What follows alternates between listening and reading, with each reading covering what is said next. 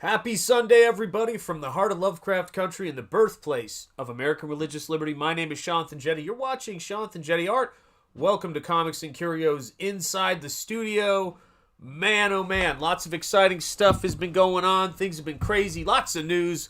But I want to see who I've got here in the chat, guys. And thank you guys for being here on a Sunday. I wanted to get into a routine of doing these streams on a Sunday. And we'll talk about that in a little bit, but I had this I have this ongoing epiphany that I am such an introvert that whenever between the streams I do on other channels, but in particular when my family is all here in the house over the holidays, I'm so around people. I've got to introvert, and it's so hard for me to stream on my channel when that stuff's going on. And so I mean, it's great. I love seeing everybody, but at the same time, it's much easier for me to do things when I've got some downtime, some introversion time. So we're back at it like a bad habit. Let me see who we've got here. We've got some channel members in the house. Let me see who we've got here. We've got infamous Mr. Kirst, who was first in the chat. It's great to see you, my friend. I tip my cap to you. We've got Mr. Monkey Boy 1969. Great to see you here. We've got channel member Lord Hinson Comics Gator. So we got two channel members in the house. Let's see if we've got a third. We've got... Oh my gosh, I don't know how to pronounce that. Is it Nestrayer82? I think I got that. I don't know. We have got Corey Landis. What's up, Corey? How are you doing? Great to see you. We've got A. Riley in the house. What are you doing, A. Riley? Good to see you, my friend. Is that the penguin? Let me see. We've got Darth Gutierrez. How are you doing, Darth? It's great to see you guys in the house, and I hope you guys are excited. I love doing these kinds of streams, and I love, showing you guys around, the studio, showing you what I'm looking at, all of the cool stuff going on.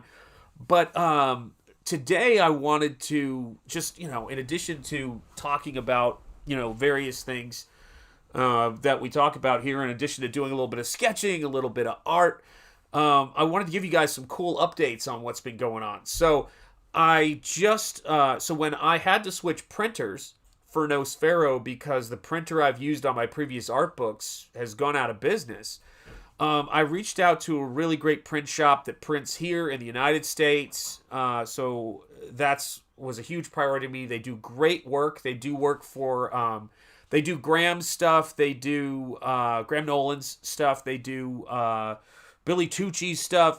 And what was so great is I sort of put out a Hail Mary sort of questions to Graham, where I said, Graham, I'm looking at these couple of printers. Who do you use? And Graham was like, I use this printer.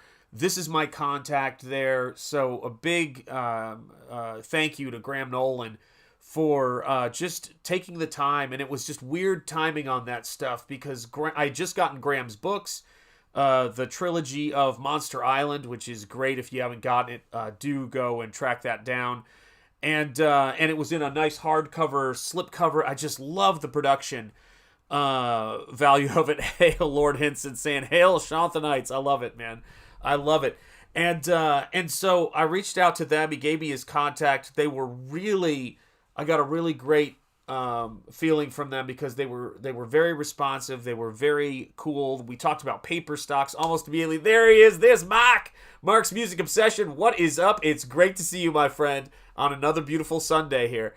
And so they just were getting back to me. But here's one of the things that came up just yesterday or the day before. I forget, a couple days ago maybe. Yesterday can mean 3 years ago or it can mean last week with me. You never know.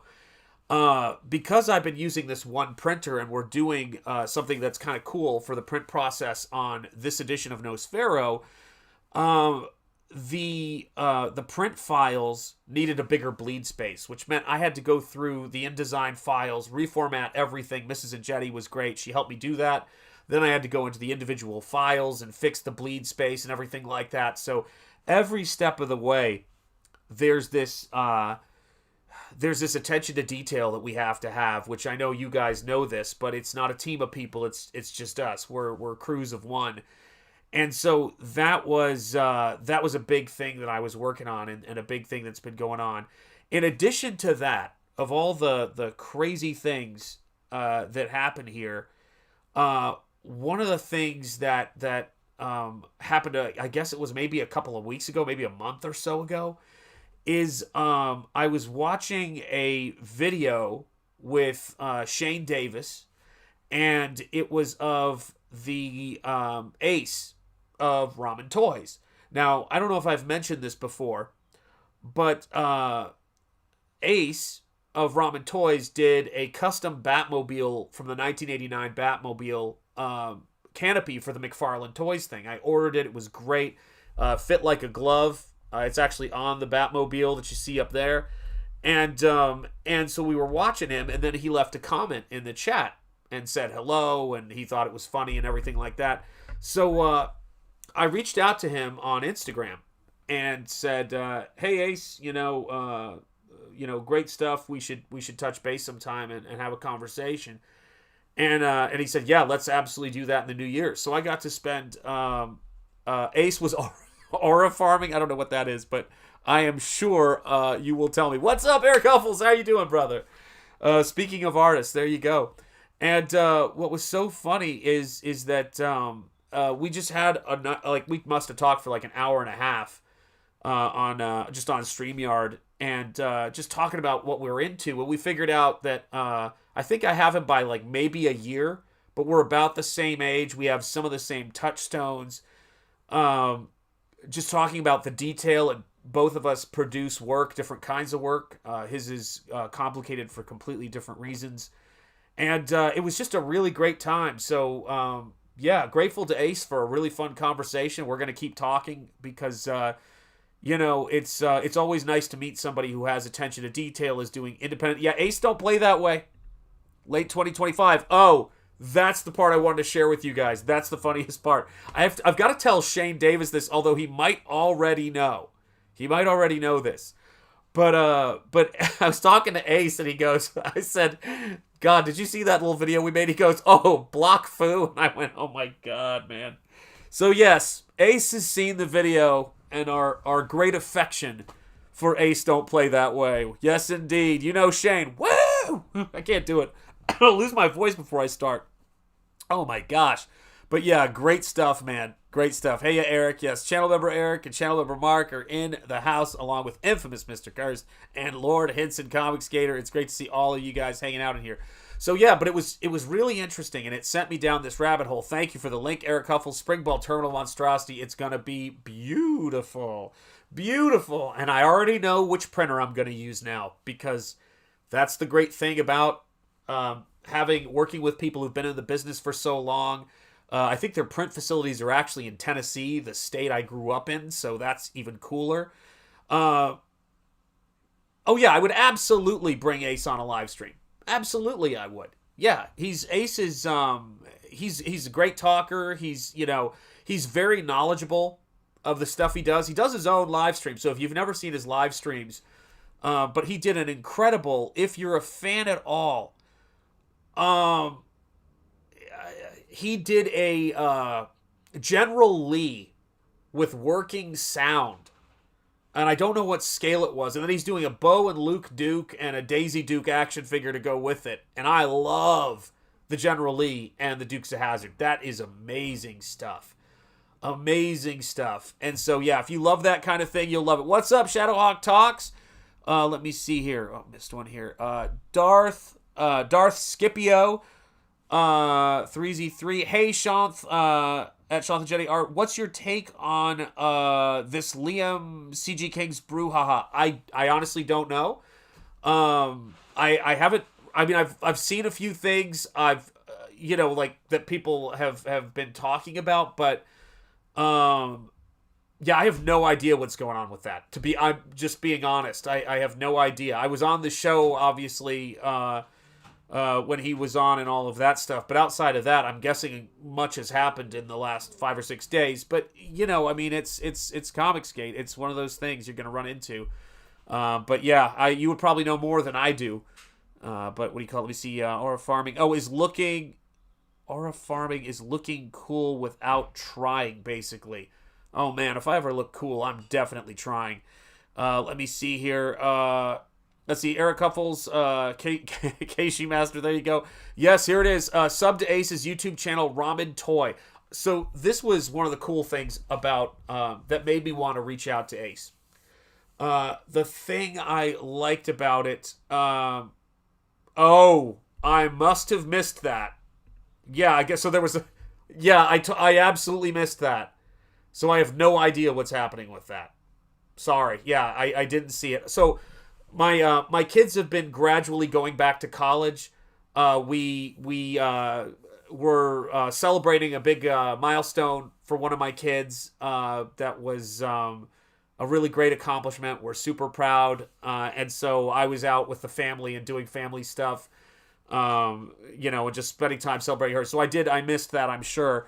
But Ace was, in addition to being to the point, and I like the way that Ace rolls. That's the way it is. He posted a video time lapse of him in his factory with the workers putting the Confederate flag logo on with the water, and then sliding that high-end sticker on, and then the General Lee words on the roof over and over and over and over again.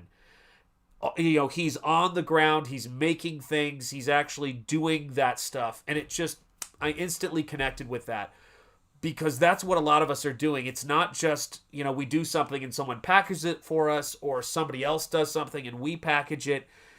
It's nice to see somebody who is so hands-on, so completely hands-on when it comes to that stuff. And it's just craziness. Yes, indeed. Let me see. Yeah, I mean, it's that's the cool thing about publishing and printing the books here in the States. There's so many things that are going on right now that are really cool. And the real trick is to not have them get drowned out by noise, which is really tough, because there's more noise out there than there's probably ever been. Oh, shoot, Eric Huffles has given me the long story short. Hang on a second here. Are these the right glasses, or are they just blurry? Oh, it's both, probably. All right, sorry. Oh, here it is. It's even bigger when it's on screen. Long story short, some of the Kings are not pleased that Liam was allowed back on Kings after... Oh, got it. Yeah, I'm not going to say that word here. Oh, yeah. Yeah. That I understand. Okay, thank you for the... good luck with... I would wish him the best of luck with that, in terms of that. But yeah, signal to noise ratio. Absolutely. So here's the thing. One of the things that I've been doing for the last week, and one of the things that has been really exciting to me to watch on YouTube. And I don't know if... Yeah, sorry, just to readdress that really quickly, because Eric Huffles... I think by the time you get to a certain age, not only have we had our own experiences with that, we've had our own experiences with people repeatedly threatening that, saying that over and over and over again as a way of manipulating people. I have no idea. A lot of the people that I meet on YouTube are really complete strangers. Some would say, Balki Bartakamus would say, perfect strangers. Don't know, but it's like you get a pretty good... Like, I don't know what's going on with anybody in that regard, but I understand. I understand that their frustration, because it's a frustration I have with regards to that stuff as well. But just to make sure I say that. Sean's vision continues to deteriorate in his great age. Yeah, that and my glasses continue to slip down, so everything goes out of focus.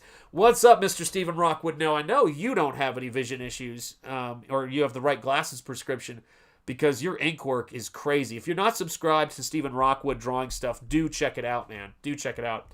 So yeah, so it's been really interesting to watch a lot of videos I've been watching lately, which are process videos. And it dawned on me, we had a very crazy last month with a lot of just, family needing support and things like that. What's up, Comic Books and Cahoots? It's great to see you. And we just both were wiped out. Me and Mrs. and Jetty were wiped out. There was just a lot of stuff going on. And stuff that is, why, you have friends and family. When you need help, you want people to be there, and you want people to to be, who care about you and love you and want the best for you and things like that. And that's how I feel about, my friends and family. And so it was a lot of craziness. And my algorithm on YouTube is awesome. My YouTube algorithm, I've got that thing trained fairly well. I have to, discipline and correct it every now and again. But every now and again, it'll throw something in front of me that I'll just go, that's awesome. So I was watching a lot of restoration videos. And the cool thing, look at this apocalyptic desk. I was watching a lot of restoration videos. And so they were videos of people taking like a 1890s Singer sewing machine and restoring it from like rust, like it was pulled out of a dang swamp. And this guy is using a laser engraver. He's using some of them were using sandblasters. Some of them were using lasers to burn the rust off, and then he's refinishing it, he's priming it, he's making his own screws, and it's just silent, no dialogue. This dude is amazing. You know what's funny is that's very the algorithm with art videos and theme park videos, I've got those in the mix too. But it was and a lot of this stuff is happening in Eastern Europe and places where you have to make things last. But to see somebody, the way it makes you feel to see somebody bring something back. I mean, it started with me watching a channel of a guy repairing old tin toys, hammering out the metal where they were dented. He even made a new metal door to fit, made new plastic stuff to do the windows on this thing, bleached it. It is the coolest thing, man. And I started to realize that as I just put things in front of Mrs. Angetti in an effort to try to take some of the edge off of the day, right? And she just loves it, especially things like the Singer sewing machine and stuff like that. But there's a video with a guy restoring an old pencil sharpener. If you've never seen one of these things, it's incredible. It's the craziest thing in the world. The pencil is vertical in the device, and then there's a blade that you're spinning it, and the blade is spinning instead of the pencil really kind of spinning, but it's like a straight blade. And that thing spins, and then the pencil spins with the way that it's being cranked, and it is the coolest thing ever. Hail, what's up, Growl Jones? It's great to see you, man. Welcome to channel memberhood. Same with you, Comics in Cahoots. Old toy restoration and shoe restoration all over my timeline for sure. It is the best stuff. That and live cams of deer in Maine. And what you learn when you watch enough wildlife live cams is you realize that turkeys are the gangsters, the motorcycle gang of the nature world. They roll up on deer, and deer are like, I'm out of here. Those guys are crazy. Just throwing that out there, guys. So yeah, so it's what I realized it just sort of dawned on me is that when you watch people doing a particular discipline, any other Comics and Coots, you just cracked me up. Yes, that's the other end of it, right? That's hilarious, man.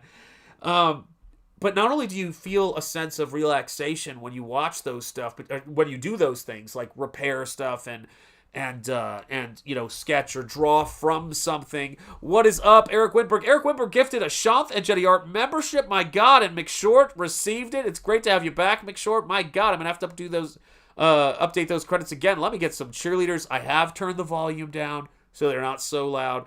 Thank you so much, Eric Winberg. It's great to have you with us, and happy Sunday to you. Charge! Charge! There we go, guys. There we go. Thank you so much, Eric Winberg. And so I've been doing a ton of work. A lot of it is, on Springball, which you guys see. And I've just been feeling wow, I've really got to get, just do some sketching and some of the craft back on stream. I love it, Infamous Mr. Kurz. I wish I had a Shane Davis button. Steven Rockwood, my God, the first channel member. If you want to know how long channel members have been on this channel, Look at Stephen Rockwood's anniversaries, month anniversaries. 38 months. He was the first channel member. He is one of the all-time greats on this channel. Thank you, Stephen Rockwood. An artist in his own right, celebrating 38 months with, again, a very common call to action from Stephen Rockwood, which is boobs. And here you go. Charge! Charge! All right, I'm going to get sketching in just a second, but I have to honor Mr. Stephen Rockwood celebrating 38 months. I mean, let me wait. Hold on a second. Let me math this. Is that over 3 years now? Yeah, 3 years and 2 months you've been a channel member? Good God, you guys, I'm telling you guys, man, some of you guys have been here for like years now, and it's unbelievable. Wisdom for the ages. All right, Stephen Rockwood, here you go. So I was going to talk about this today. That was the plan. But Stephen Rockwood's demand has called for me to change up my my flow a little bit here. Let's talk about this book that I just got recently. So I'm a big fan. Everything is better with cheerleaders, says Comic Books and Coots. You're absolutely right. You got to reward your super chatters, man. That's 38 years in Shanth years. So I was talking to a friend of mine recently on the phone, and I asked him how old he was, and he said he was 46, but he said I'm gonna be 47 in February, but I'm a spry 46, and I told him, well, I'm 49, but my doctor assures me I have the insides of a much older man. Way more than me. I'm at 27 months, but that's impressive, man. Over 2 years. I remember when you were new, man. It's like, it's crazy to think about. Eric Huffle celebrates 26 months. My God, man, the memberships are going crazy. I believe in two things, absolutely. The First Amendment and boobs. Clay Travis. There you go. All right, cheerleaders again, man. You guys are doing it. Charge! Charge! Oh, awesome. The Primal One says, love his art. Yes. So when people ask me, there's people who are your influences, and then there's people that you find once you find your style, that they don't really so much become, well, I guess they kind of influence you, but they show you what you're trying to do. Like, they show someone doing what you're trying to do, and you go, oh man, I feel so much less isolated in what I'm doing. This guy's work, I love it. I love it. When it comes to painted work, I really do enjoy a style. I love people to maintain that cartooniness and be able to paint too. This dude's stuff, if you're not familiar with it, is outstanding. Outstanding. How are you doing, Kate? Good to see you. It is just great stuff. And so you go from the cartooniness of something like this to the, Boris Karloff, I can't believe I'm blanking on his name, his character when he's not the mummy. And of course, then the beautiful damsel there. And then you get to see things like this in this book. You know what? My head is way too big here. Let's you can take that any way you like it. Let me see. Let's move this down here a little bit. There we go. Lock that up. So yeah, so you get something like that, where you get a massive close-up of this guy's detailed work. How good is that stuff when you get yourself an art book and it's got stuff like this in it? So this is loosely titled his work for cinema. Of course, there is Hell from Metropolis, and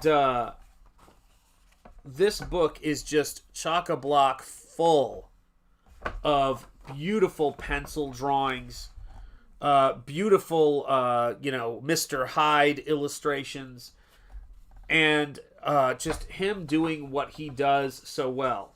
And what I love about this guy's stuff is his sense of play. Look at something like, see if I get a good angle on it. Yeah, look at something like that. How crazy is that detail? Just beautiful. And this is the kind of stuff to where I'm like, if this stuff doesn't get you excited about making art, man, check your pulse. Like, this stuff is cool. Or if this stuff doesn't make you want to buy the book, I mean, this is just gorgeous stuff. I mean, really great. And you can see, I mean, everybody gets influenced by different people. There's a lot of Drew Struzan in that right there, in my opinion. But it's just killer stuff. Let me see if I can find some more mixed media of his stuff. But the fact that this guy, here he is working on toned paper of all things. Gorgeous stuff, man. Ugh, so good. From the cartoony to the more realistic. This guy does it all. And this is the stuff that I really get into, is when artists can kind of really play. And a lot of them tend to be Europeans. Sorry about that. Sorry about the noise there. But look at that, man. How good is that? Yes, the werewolf was very Cam Kennedy-ish. Good call, Eric Huffles. And absolutely agree, Shadowhawk Talks. Really great stuff. And, not going to disagree, Corey Landis. He did several spicy European comic stories like Bethlehem Steel, I believe. Yes, he's done Reflections. He did Lorna was another one he did. I've got all those, or some of those, I should say. But yeah, like this is the kind of craziness and the sense of play that you find in his stuff. Just really killer stuff. Let me see. Gotta make sure I can show things before. But here's some of his storyboard stuff that he does. Really, I mean, these guys, they really raise the bar. And ordered, says Mr. Stephen Rockwood. Glad I could help you with that. It's killer stuff, man. Just killer stuff. Look at this, man. Look at that. I just like the I want to say the grittiness of it, but the directness of it. The power of it. That's the thing that Kirby did so well, and it's gorgeous to see. And of course, like a lot of artists with this level of skill, he's an older artist. He's been doing it for a very long time. I think he might be in his late 60s or early 70s. It's worth the doing. And my God, man, it's beautiful stuff that this guy puts together. Oh, there's a Metropolis right there. Beautiful Metropolis piece. These are his. I don't know if I can show that one. You get the idea. I'm gonna show that for just a glimpse for Mark there, and then because I know Mark would like that one. And there's Cabinet of Dr. Caligari, Hunchback. Can't show that spread for sure. This one is crazy because they're two of almost the same piece. Just two different takes on it, color palette wise. Yeah, the posture and mannerisms really come through. Isn't it great? So if you guys want to know what I'm going for with even with Springball and Nosfero, this, I knew you'd love it, Mark. I knew you'd love it. Look, Mark, for you, I've got, Creature from the Black Lagoon on my desk, man. So that's how I can make sure you always tune in. I always put the Creature up front.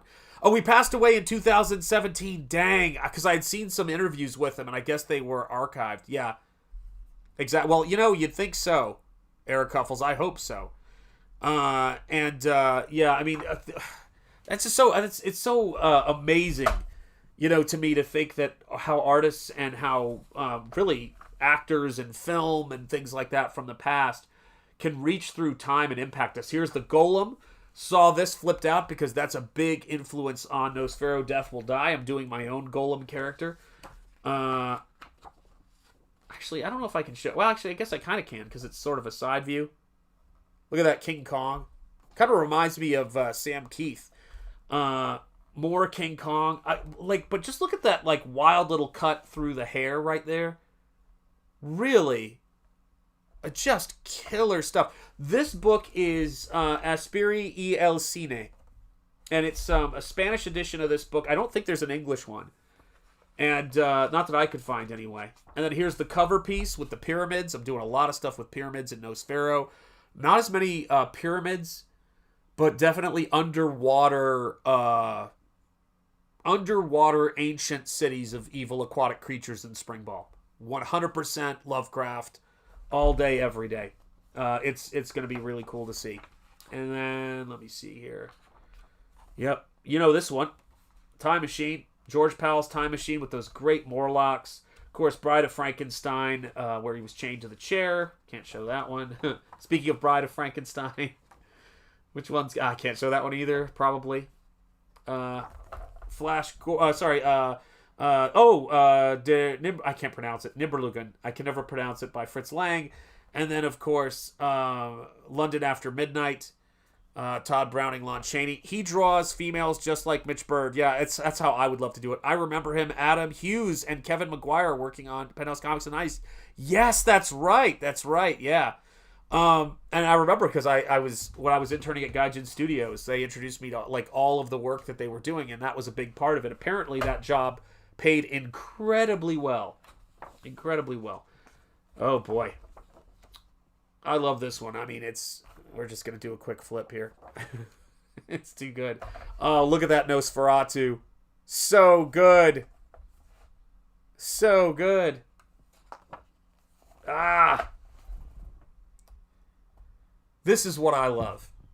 This is... I sometimes have to fight myself with letting myself cartoon and have fun. I cartoon fine in Springball. It's when I go to do...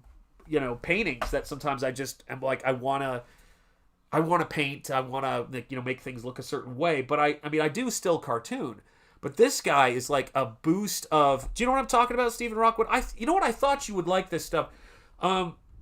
Steve, for those of you guys who don't know, Stephen Rockwood, and actually quite a few of you guys, we all loved that Gustave Doré book that was on Amazon that I showed a couple of weeks ago.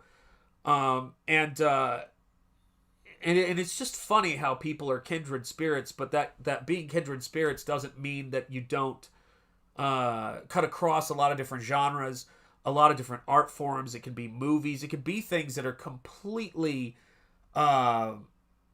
seemingly disparate things. And when birds of a feather flock together, or as C.S. Lewis called it, inklings get together, that's what happens. You get this kind of... alchemy that's amazing. It's the magic of fellowship in that sense. It's like Sergio Aragone's faces on his monsters. Yes, you're right. Yeah, no, his sense of play, probably from a very similar school. Is it... How do I pronounce that? Is it Stephen... I know. It's all the names have changed. I wish there was a way I could see it. Sorry. But it's great to have you here. Hopefully I got within somewhere of that. But look at this, man.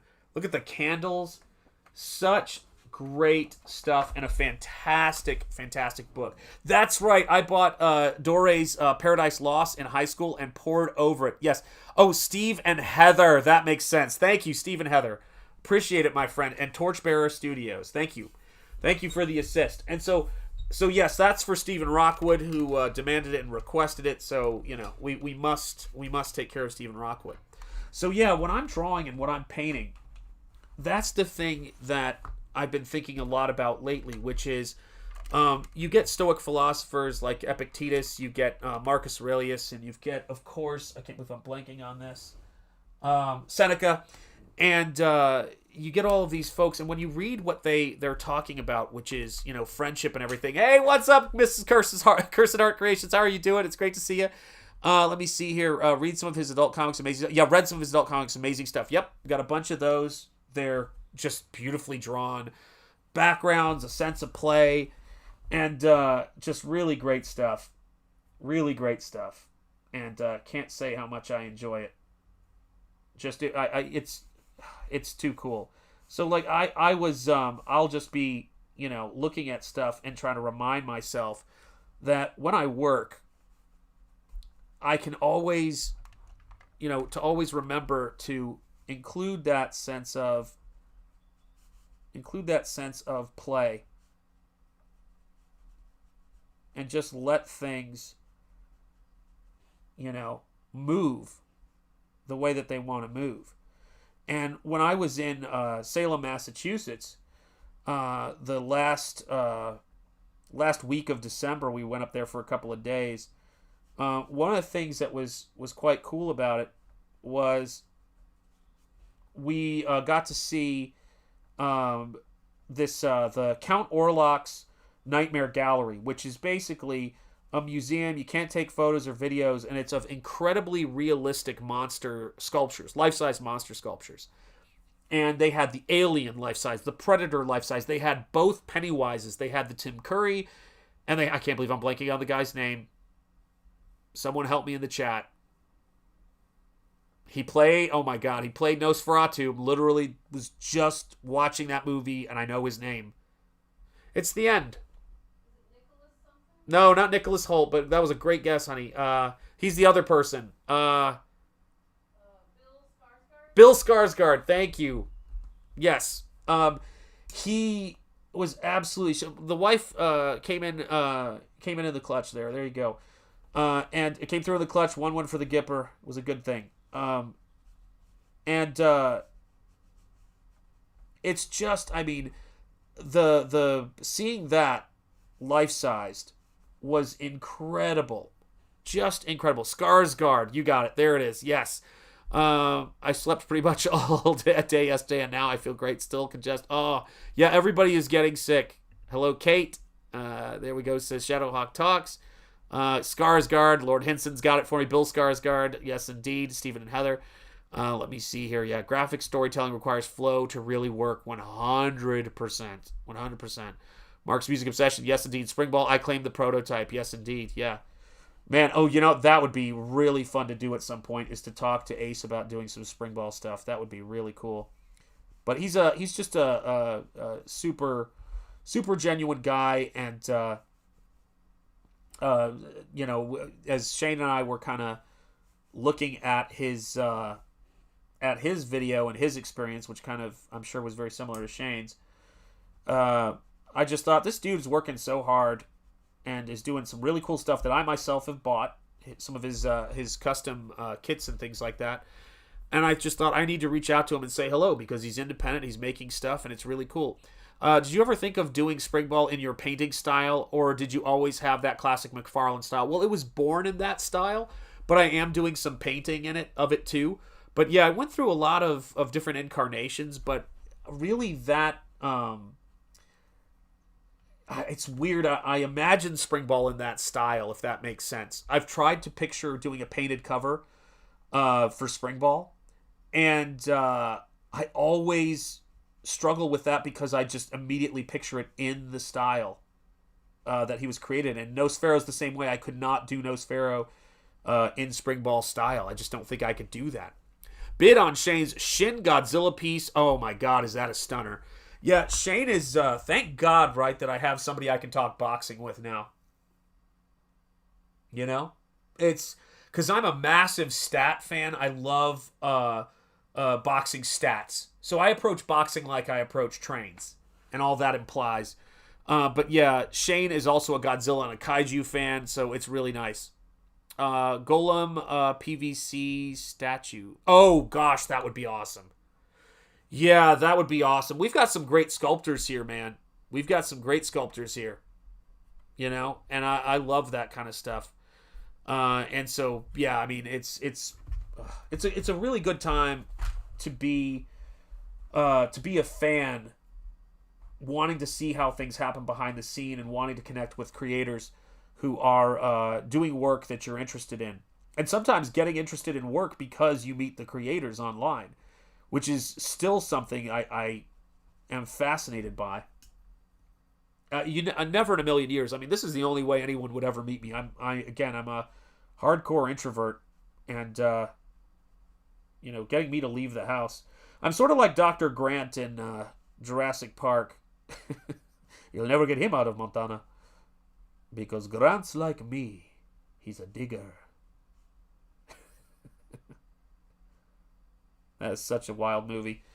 It was strange to be there when that movie came out, because it really did change a lot. Terminator 2 definitely blew everybody's minds, but Jurassic Park was just, okay, this is going to be a technique now that we don't know what we did without it. And it doesn't mean we needed to, lose and diminish all those other techniques, but it would have been really great. Go clear plastic for the Shield of Souls. Yeah, I'd love to do that, man. Art like this, you don't need English. Hell, you don't need a language. Amen.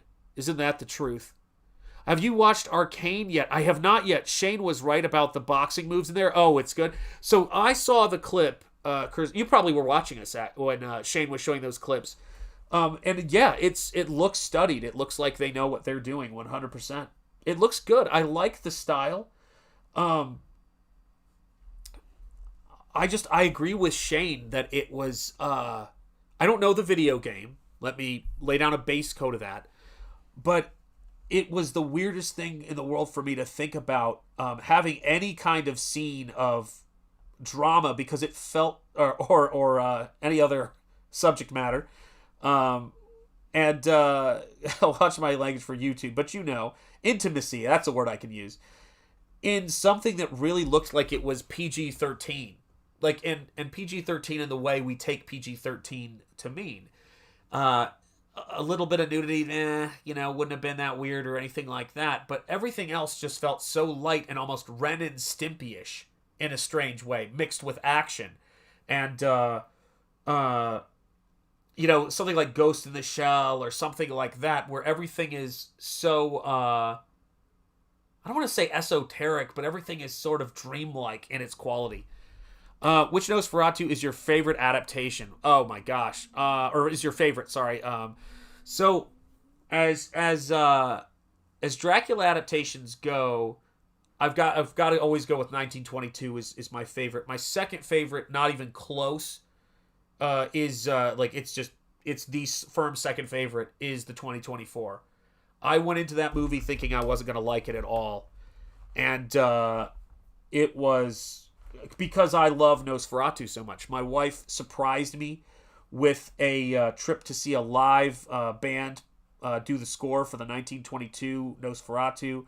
The band had composed their own score. It was really good. It made watching the movie even like a fresh, new experience, because I'd never heard that score before, and it was really well done. And then she went even further and reached out to them, and they gave her an MP3 of the score for my birthday. She bought that from them so I could actually time it to the movie and watch it with that score, which is so fun. Yeah. And I do want dinosaur parks. Yes, indeed. Yeah, I love speculative fiction too.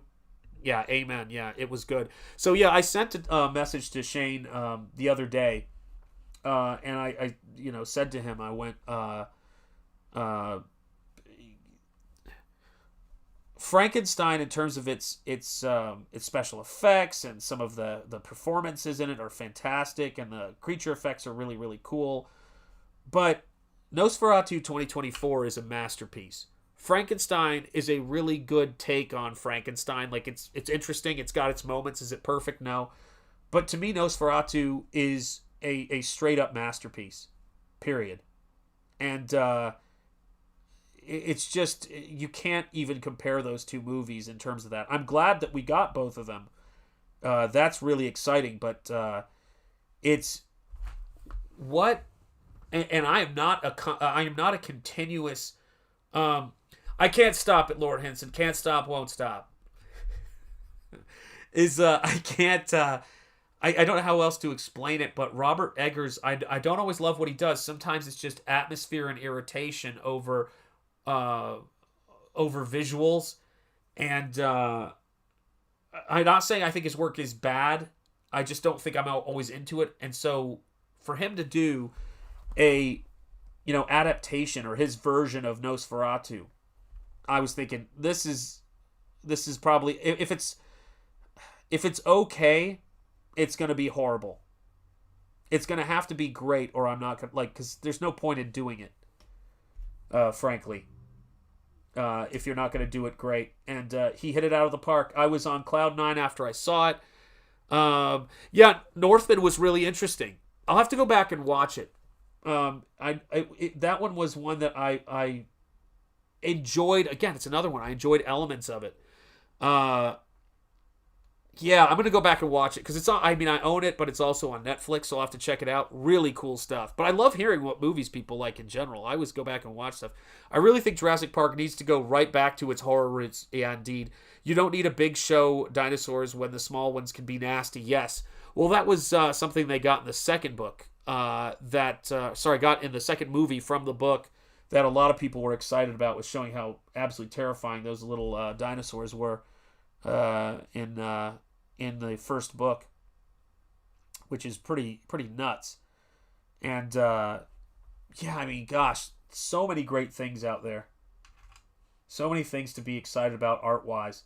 There's more ways to get your work out there. I mean, if people really were to... Let me adjust this. Sorry, I just realized it's going to go out of focus because of my hand there. There we go. If people were really to, appreciate, which I think a lot of us do, the potential of YouTube, and then when AI finally gets to the point where artists can really edit it and use it to get more specific effects, I think it's going to be an incredible time for artists to be making things. I was watching, I had mentioned this previously before the stream started in the chat, that I had been watching Voltron, the 1980s cartoon. And what you see when you look at the Voltron 1980s cartoon is you see that how long the stylistic that was thrown down by Osamu Tezuka with Astro Boy and all of the stuff that he did, I mean, where do you even end with that conversation, was still affecting things. And the animation was so limited and so rushed on Voltron, but it had its moments. It had its really great moments.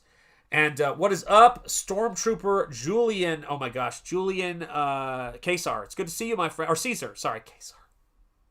Lord help me. Caesar. Stormtrooper Julian Caesar. My God, how did I misread that? Shame on me. Dinosauria series, Dead Sound. Yeah, there you go. It's how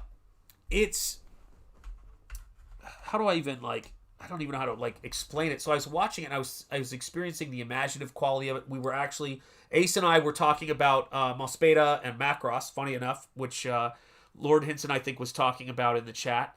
Or was it Mr. Cursed Heart? I don't know who was talking about it. What's up, James? How you doing? I liked the Voltron style. So did I.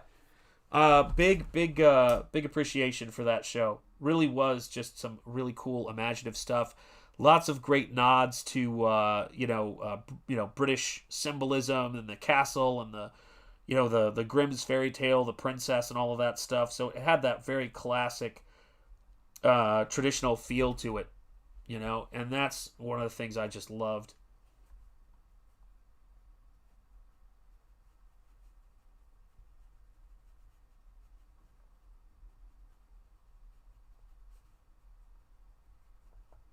There we go. I want to make sure I have some fun with this, right?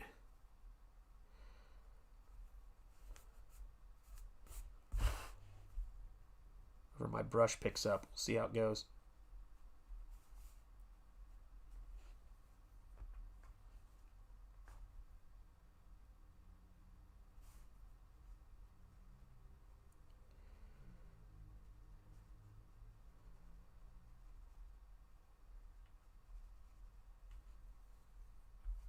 I mean, guys, this is a great time to be doing stuff, man. This is a great time to be working. I mean, is there any other time when all of us would have met this easily? I ask you. It is something else, man. It still blows my mind. Talking to the printer about Nosfero and having that resolved and having the files in... I'll hear tomorrow because it was Friday when I sent it, so I'll probably not hear till tomorrow, but... having the files ready to rock is so... Yeah, have fun or else. I like that. That and give nihilism no quarter. You know how I feel about that stuff, man. Have fun, for God's sake. Misery takes care of itself. Here's a story for you guys. Yeah, Voltron captivated me as a child. I returned to a child when I watch it. I was having that experience. I almost never feel nostalgia like that. But I was having absolute nostalgia watching Voltron. I was laughing at some of the, not laughing at, what's the word I'm looking for? I was marveling at how how limited the animation was. Even my wife was pointing that out. She's like, wow, there's not a lot of animation in this. But there was just the sense of like, I don't know how to describe it. The music, the way that hits you, it's just too cool. It's just too cool. Yeah, Voltron was great, man. Voltron was great. Mike Wood, 6746. Let me just click on this here. I just got off of work. Excellent. I hope it was a great day and welcome home. And ready to be entertained, good sir. I hope you had a good week. I did. Fantastic art as always. Thank you so much. Best wishes to you and your family. Back to you, my friend, and take care. Well, back at you. Back at you, Mike. But it was so cool. And I just, I don't know, there was something about that 80s experience. And so talking to Ace kind of, we're the same age practically, took me back immediately back to my youth. Like I was like, because we were just talking about all the stuff we loved when it came out. And it's so cool, man. I love talking to people who have a passion for some of these same things, you know? And I have that with whenever I was hanging out with John and we're going over a comic book, or, you know, Rob Liefeld stuff, or Shane and I are talking about Godzilla and fights. And it was nice to hang out with Ace and talk about just what you deal with what's a good example? Do we have any, what's up? How are you doing? Colonel Zaid, how are you doing, my friends? Great to see you. Hail chat, hail shop, hail to you, my friend. So here's a question I have. Do we have any model builders here? And I'm sure we have some toy collectors. Let me know if you collect toys or statues or model trains or models or model cars, whatever it is. Let me know if you do. Put a 1 in the chat and you'll know what I'm talking about.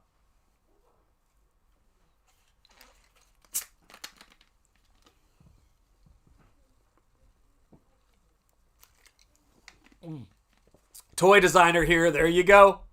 Stephen Heather knows exactly what we're talking about. So, also, I'm going to give people some time to put some, 1s in the chat. There we go. Lord Henson's got a 1 in the chat. Nice. So, this is something that I've been really, really thinking about a lot lately with regards to all of this stuff. Is that, I sculpted clay and stone before. Awesome. Yeah, that stuff is cool. I love seeing that icon, man. Your art's looking killer there. I was showing my kids the books because I was going through my stuff when they were hanging out in the studio over the holidays, and I said this is one of my favorite covers I have ever done, 100%. Do you guys know Zayd by any chance? I'm assuming some of you guys do. A 1 from Shadowhawk Talks. You know what I'm talking about. Let me grab that. Hang on a second.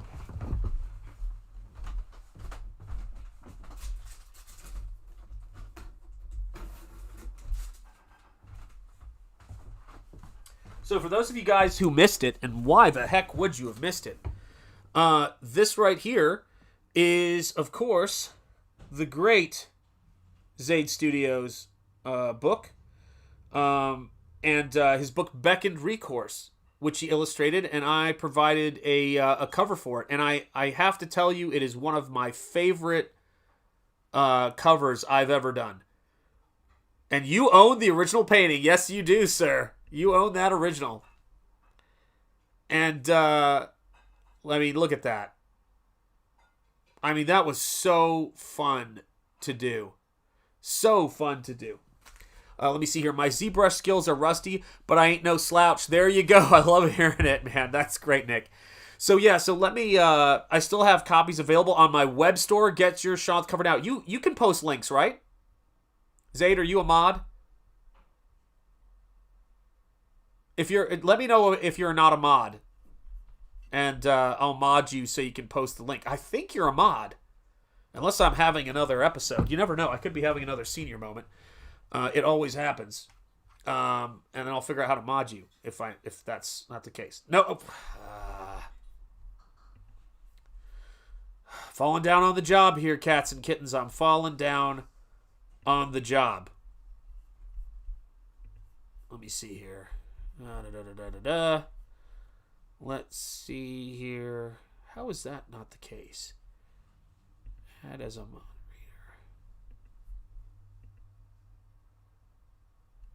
reader. Okay, you should be a mod now. Let me know if you're a mod. Yep, another seizure. That's right. You ain't kidding.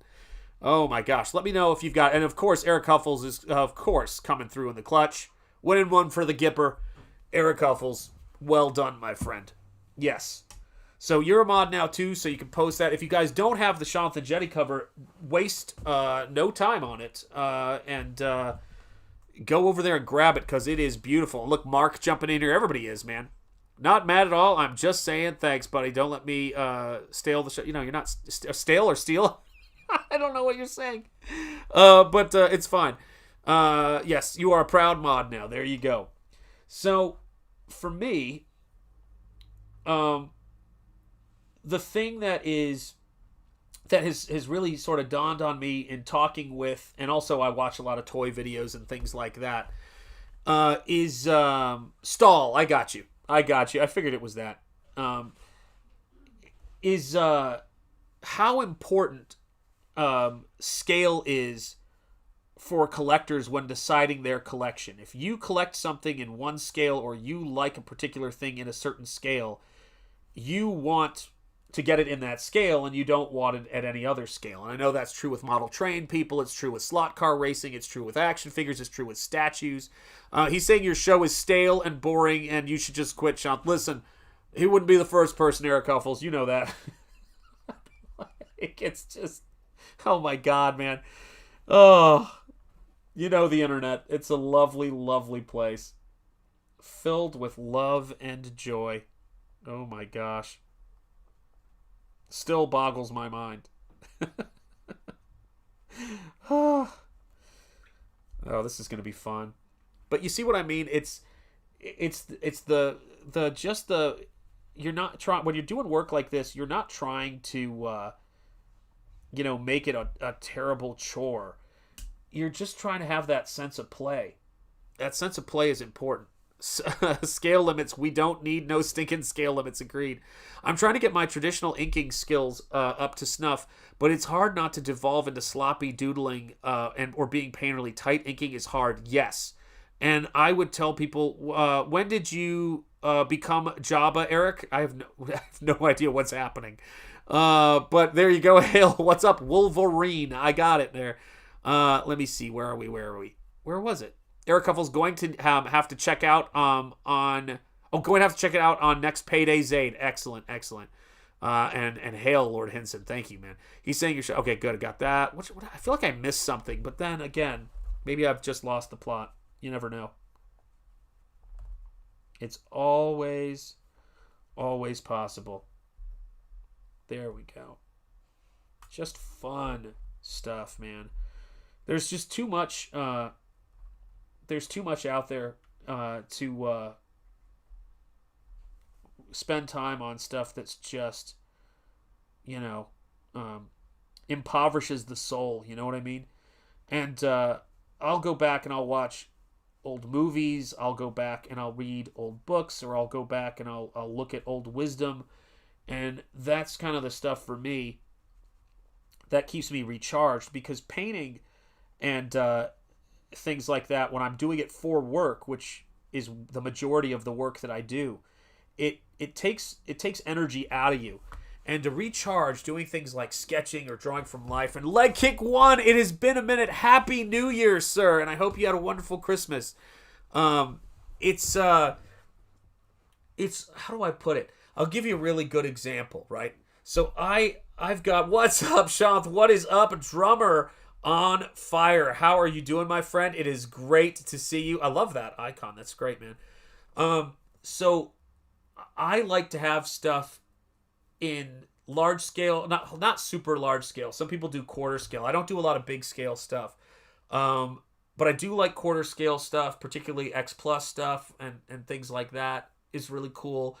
But figure-wise, range-wise, I like different kinds of scale. Oh, I grabbed the NECA Ninja Turtle Leo. Yeah, that one is great. I pushed Eric Weathers into getting those because he loves that movie, as do I. But I'll show you a scale I didn't even think anyone would ever make something in. And it's completely insane. Hang on a second.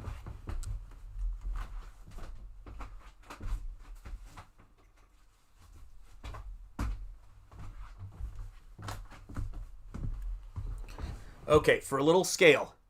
Here's my hand. Here's a paintbrush. You see that? Better yet, here's a pack of bicycle playing cards. Okay? Just so everybody knows what we're talking about here. I want you to bear in mind this thing does every single thing that the original Matchbox one did, and more stuff. So brace yourself. Yeah, I don't think you guys are going to even believe this.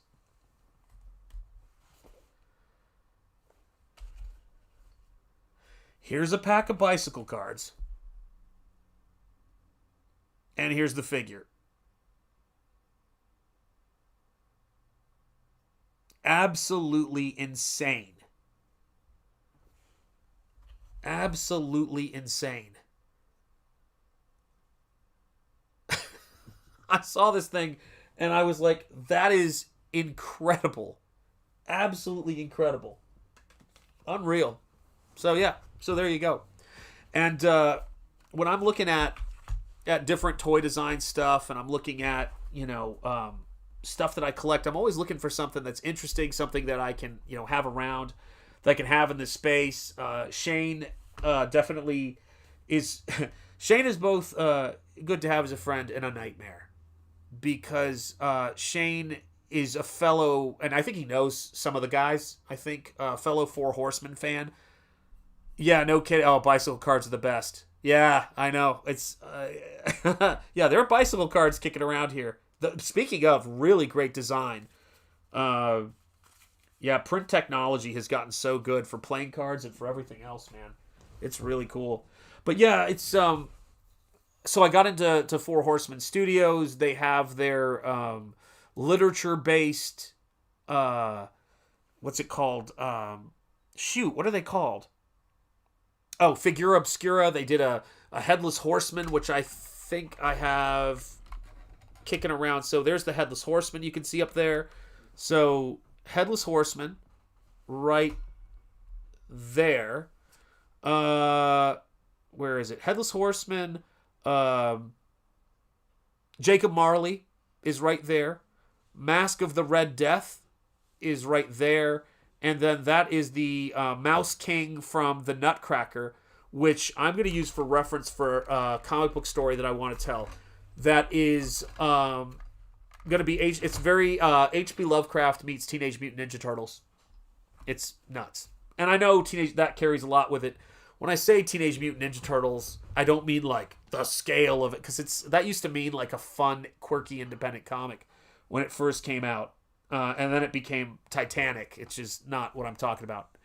But just a fun kind of, adventure story with, mutant animals as protagonists. And it works really, really well for what I want to do. I've had this idea for a very long time because it's tied into my favorite Lovecraft book, or the one I've read/listened to the audiobook of the most. And that is the Dunwich Horror. So that was, for me, I just had this idea because what I wanted to do is I wanted to tie, and this is what I mean when I say Ninja Turtles-esque. I wanted to do a Lovecraft homage,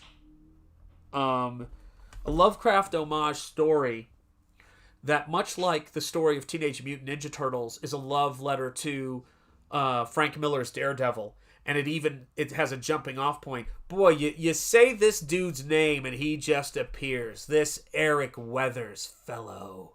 It's good to see you, brother. How you doing? It's that idea that you have this little moment in Daredevil where it crosses over with Ninja Turtles outside of the name stuff, where the kid, pushes an old man out of the way of a van, and then he gets hit in the face by this chemical canister that makes him Daredevil, but then it continues and makes the Ninja Turtles.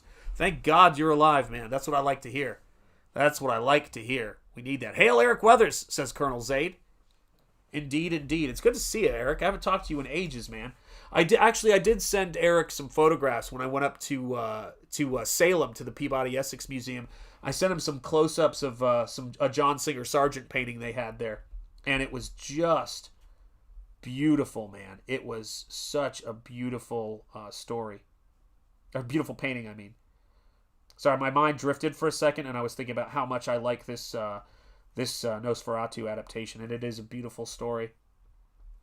I think that there's script writing in movies, and then there's cinema. It's the same thing with comic books. It's not a novel. As an exercise, I started writing a novel a couple of years ago, maybe 2 or 3 years ago. And I work on it whenever I can't get to a board to paint, and whenever I can think of a new scene for it. And that Weatherman intro was one of my all-time greats, Lord Henson. I'm telling you, man, I love that. I found that song and I was just cracking up. I went, this is perfect. This is perfect for Eric in slow-mo. Yeah, it's there's, I don't even know how to articulate all this stuff, man.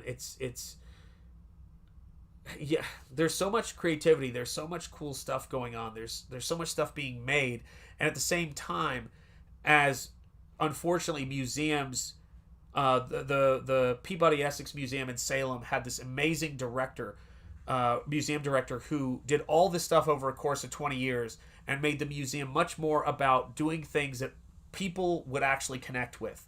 So we had a horror movie poster thing. There were Frazettas there. You guys have seen it. I have a link in the description. That was done by this director. And as soon as he left, they pushed out all that stuff. They have a Norman Rockwell painting and an Ed C. Wyeth that used to be always out on display when you came into the museum.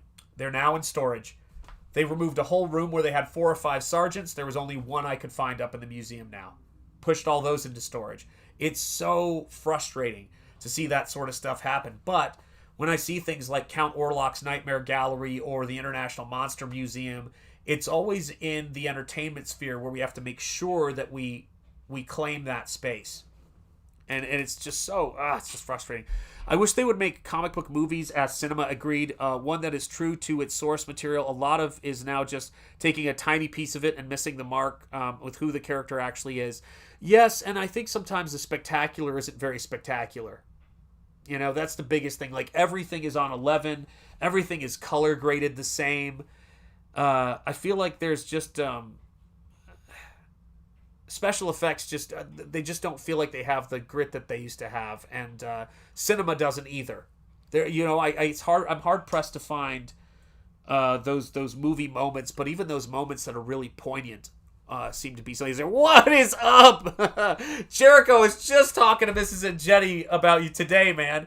We were talking about, I was saying, how you connected. So I sent my favorite memes to Jericho, and I went, it was the El Scorpio is ready from Predator 2. What is up, Jericho? It is great to see you, brother. How have you been, man? It has been a minute. What is up, Caleb Reynolds? How are you doing, man? It's great to see you. Happy Sunday. So you'll love this. Here's what I was telling Mrs. and Jericho. I was sitting at my desk and I just started laughing my head off, and she's like, "What are you laughing about?" And I go, "I'm remembering this time on the show with Jericho when we were watching James Bond, I think it was, and you did All Is Well in California. Glad to hear it, Jericho." And I relate to her that Sean Connery quoting Poison by Belle Biv DeVoe, where you go, what was it? You said, "Me and the crew used to do her." I was just dying. If you guys haven't seen Jericho's copiously incredible impressions, including Arnold and everybody, man, if you need to laugh and break a rib, watch Jericho do his thing, man. It is craziness. And I don't know if all of our jokes always translate to our wives, but by God, she at least humors me. So that's one good thing. But it's great to see you, brother. Great to see you. We got to catch up sometime, man. We got to do a call or a StreamYard or something, man. I don't even know when's the last time we've done that, but we totally have to catch up. I mean, my God, time flies. Kids are in college. Oh my Lord. There we go. Yeah, for me, there's something about the getting into that sort of mindset of the 80s and all of those movies and the stuff that I was into when I was doing my work, and it was just really cool. Really cool to, like, when I try to get into that sort of 80s zone, and try to figure out, like, how would I approach this? How do you design something and create something that's quintessentially 80s, or how do you create something within a particular mindset of the time, and those cartoons, they take you back because they were firmly located in the time that they were made in. They weren't trying to be timeless. They became timeless because they were, tied into, and they spoke to the time. And if it goes beyond that, then awesome. But your main sort of responsibility is to talk to the audience that you're, that is contemporary. And that's the stuff that's timeless. There we go. Now he's coming together. Oh, my lordy lord. So, yeah, guys, if you haven't hit the like, please do. We got 58 people watching, 46 likes. Let's see if we can improve upon that, guys. And I appreciate you guys being here on a Sunday. I'm going to be getting back to all of this stuff now that everybody's back off to school.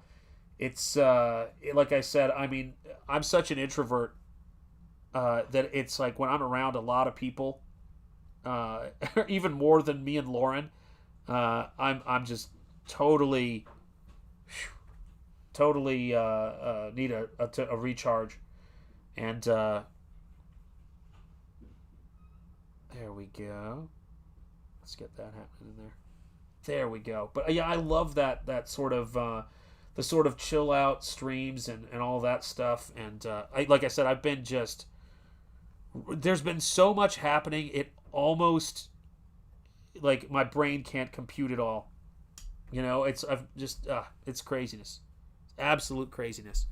Let me see here. Oh, gosh. Never trust a big butt and a smile. Thank you, man. Hit me up anytime. Absolutely will do. My daughter turns... Oh, my God. No. No, Jericho. No, I can't. Wow. Wish your daughter a happy 14th birthday. Oh, my Lord. Oh, I don't want to say anything to scare you, but college is right around the corner. They're adults, they're 18, and they're leaving, and you go, what? What? Whether it's to career or anything else, man, enjoy it. And that how dads scare other dads. No, but it's, you know what, man, I tell you what. It's just the best thing, man. Wish her a happy birthday from our family, by the way. Tell her that the Ingettis wish her a very happy birthday. And I'm so glad she has such an awesome dad, man. Great stuff. Time flies. Indeed it does, Mark. You know what I'm talking about. The 80s was the best decade for TV, movies, music, and commercials. Commercials, 100%. We were looking at old commercials the other day, and we were remarking at that. Just the jingle. Whatever happened to the jingle for things, man? I miss that stuff. Yeah, I mean, it's God. You know what we were watching the other day? Although I don't know what year this came out. If this was late 70s, early 80s. Mrs. Ingetti put on Chips. Does anybody remember good old California Highway Patrol? Ponch and John. That was something else. What is up? Happy birthday to her, by the way, says the Primal One. Yeah, everybody's going to be wishing their happy birthdays to your baby girl. And yeah, let's catch up, seriously. Shoot me a text anytime, and we'll catch up and see what's doing, man. It has been a minute. Yeah, cartooning is such a fun thing to do, and I love it, and I love painting. Both of those things. They're different. They're just a different animal, man. It's you get, and even if you're doing them with paint, I'm already scared. Yeah, I know, man. I know I don't have to tell you that, man. I don't have to tell you that. It's so great. It's so great. Yeah, I got some cool stuff to tell you about with the kiddos and with us and all of it, man. And yeah, we need to get back into trouble again, man. That's what we got to do. Have some fun. Yeah, used to watch Chips all the time. What we couldn't believe. Well, first of all, the music. If you ever watched Chips and you were a Chips fan, I have that soundtrack or that theme song burned into my brain. It was just the best sort of symphonic score, right at that 70s, 80s crossover. And it was such great stuff. So when I was growing up, I was obsessed with Chips. I watched that when I was a kid. Me and my friend Michael Martin, who when I was living in the same neighborhood as Dan Lawless in Michigan, we never met, but we were in the same neighborhood. We would ride our bikes around as Ponch and John. Of course, I was Ponch, and he was John. And it was such a blast, man. I absolutely loved that show so much, man. It was just great. We loved that idea. Motorcycles, it was like that. The Dukes of Hazzard, all those things were great. And so fun to watch. Great entertainment for a young person growing up. Great stuff.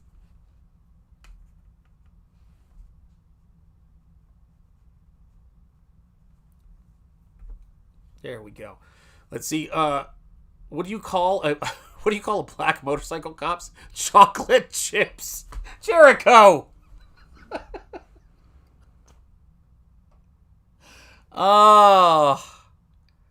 Walked right into that one. Oh my Lord. But you know what the sadder part of that is, Jericho? All of a sudden I got hungry for chocolate chips. What does that say? We're going to have to think about that one. That's scary. Yeah, maybe dinner's getting too close for me. Yeah, we're I think the missus and I are slowly moving our dinners to noon. It's oh, don't show cookies. You're making it worse, Eric. You're making it worse. The primal one is cracking up. Guys, if you have no idea how funny Jericho is, what are you doing not watching his channel? That dude is absolutely the funniest dude I've ever met, man. He cracks me up. When men could be men. You ain't kidding, man. Oh my gosh, we were watching it and the female police officer comes up for some briefing and the entire room in the briefing is like catcalling and whistling at her, and I just went, oh my God. Hilarious, man. 75 to 85, best years of music, movies, and commercials. Absolutely right. He likes chocolate. There you go. There you go. You never know. Colonel Zade's laughing. There was no chocolate chips on the show, but Worf did play a beat cop in a car on that show. You're kidding. God, how old was Michael Dorn when he did that? Or am I just really old? That's crazy, man. Yeah, I always thought it was the funniest name. This character's name was Poncharelli. That still cracks me up. It was like Vinnie Barbarino. Oh, Michael Dorn for sure. Yeah. Michael Dorn, what an actor, man. Michael Dorn really has delivered on that series. He basically, not only took over, the sort of, I don't know, was there even an equivalent in the original series? I don't think there was ever an equivalent to Worf in the original series, but he took over that entire species in terms of how it was portrayed. And what is up, Apex Comics? How are you doing, my friend? I feel like you're always hungry. Yeah, no kidding, man. You've been, dude, I'm awful. Like, maybe I have a tapeworm, man. Like, eating on streams and all that stuff, man. I get so hungry. Sometimes I feel like I'm going to pass out, particularly with these late night streams, man. It's crazy. Chips was 77 to 83, the next gen. Oh, my God, I am old. Started in 87. No. Ugh. Jericho. Time is moving too fast, man. He knows. Eric Huffles is here bringing the truth. He's bringing the truth to us. Oh, my God. So, yeah. So, when was Dukes of Hazzard? When did Dukes of Hazzard come out? Because I'm thinking of all this. And Airwolf. I was watching some Airwolf. That's another intro that gets stuck in my head. It's a helicopter that, flies out of a cavern. That stuff was crazy. Graduated from high school in 87. My God, man. So, this will show me to be a youngin'. I graduated from elementary school in 88. Yeah, Airwolf was sick. It was sick. Yeah, oh man, I was playing around with this cool concept. Do you guys want to see a concept I'm playing around with? Let me see if I can make this work. That in and of itself would be a minor miracle. Let's put it that way. Let's see.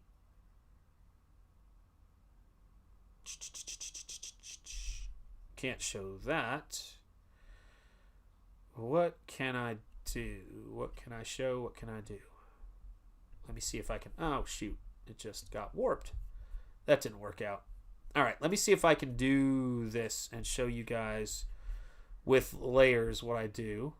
This is going to be like a little bit of a whiplash thing, guys, because it's going from traditional to me sketching in digital. So let's try screen share. See if that appears. Okay, cool. It did appear. And then let me see what it's set for. Is it? No, it's entire screen, and I just want Photoshop. There we go. So Dukes of Hazzard was 79 to 85. I think that your tapeworm eats edibles. Yeah, my tapeworm eats high fructose corn syrup. You know this. It's scary. 56 watching, 51 likes. Let's go, says MonsterFace82. And I love that handle. So I graduated from elementary school in 88. I was born in 76. I'm a bicentennial baby. A-Team. There we go. All these things are things that's really cool that Ace is working on. He did an A-Team van. He did Dukes of Hazzard. All sorts of stuff.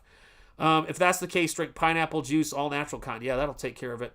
Lord knows. That and probably an exorcism. I knew I liked women because of Daisy Duke. Yeah, that Daisy Duke was definitely in the mix there for me. Who was the girl that I got a crazy crush on? Somebody who was on TV at that time. I can't remember who it was. Let me see here. Okay, so let me see. Where the hell are all the vehicle-based shows? That was what we were... Hardcastle and McCormick, man. Yes. Knight Rider, Airwolf, Magnum P.I., Starsky and Hutch, all of those iconic cars. What was it called? Oh my gosh.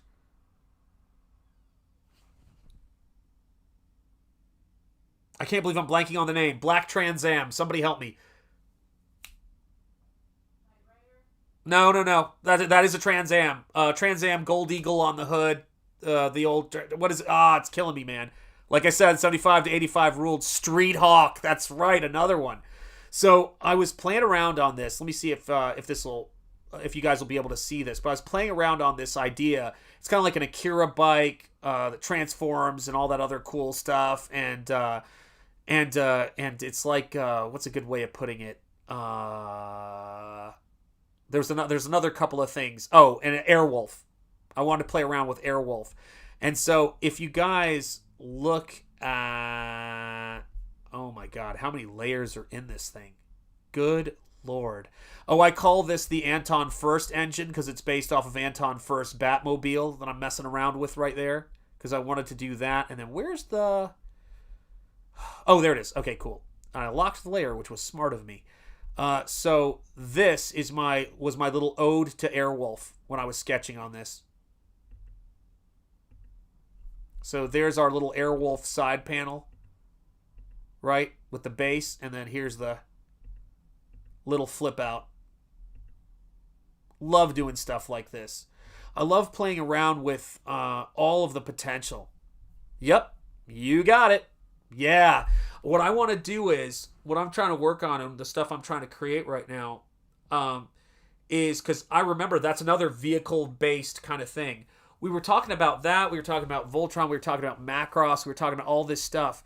And I started thinking about how on earth I thought I had a lot of layers to my art. Oh, God, yeah.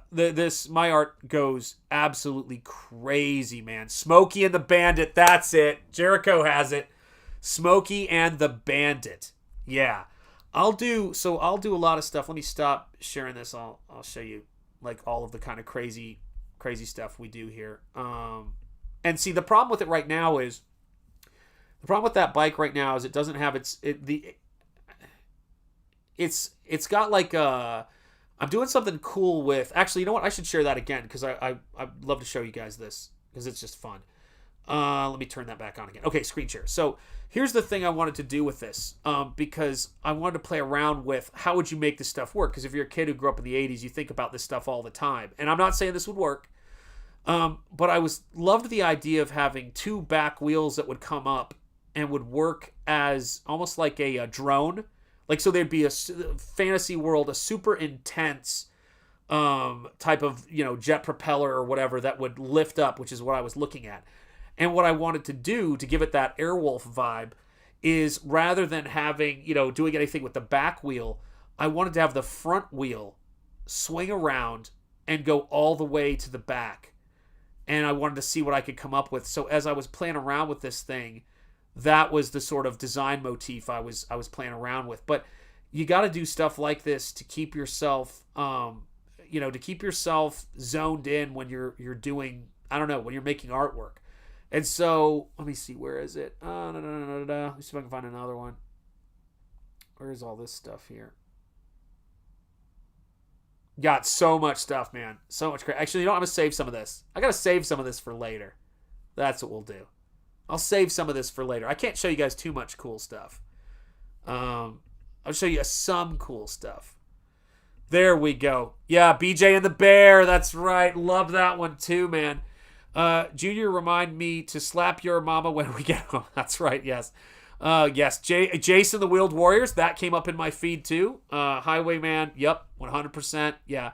So there was somebody who lived on my block on Hampton Road in Grosse Pointe Woods, Michigan, because that's how my memory works, who had that Trans Am with the gold eagle on the hood and all of that stuff. And I remember seeing that. Things like Camaros, things like all that. And Mask was a big part of that. Transformers was a big part of that, too. With the Lamborghini Countach, all of those great cars, right? And, but I loved Knight Rider and Airwolf. I loved Knight Rider and Airwolf, man. But I remember seeing that classic giant Trans Am with the gold eagle on it and thought, that has got to be the coolest car in the world. If you have that car, you have won at life, man. Just have both the front and back tires split in two. Yeah, it'll give you 4 rotors for your drone. Yeah, but here's the crazy thing. At a certain point, Mask did that. They had the front and back wheels do that, and they had this like a hovercraft sort of motorcycle. And of course, that stuff kind of started with the aesthetic of that kind of thing is like tied to Tron.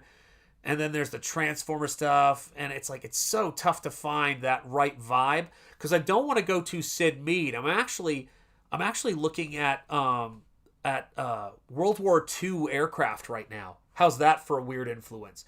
So whenever I add something into it, I start going. I want it to have much more of a grittier.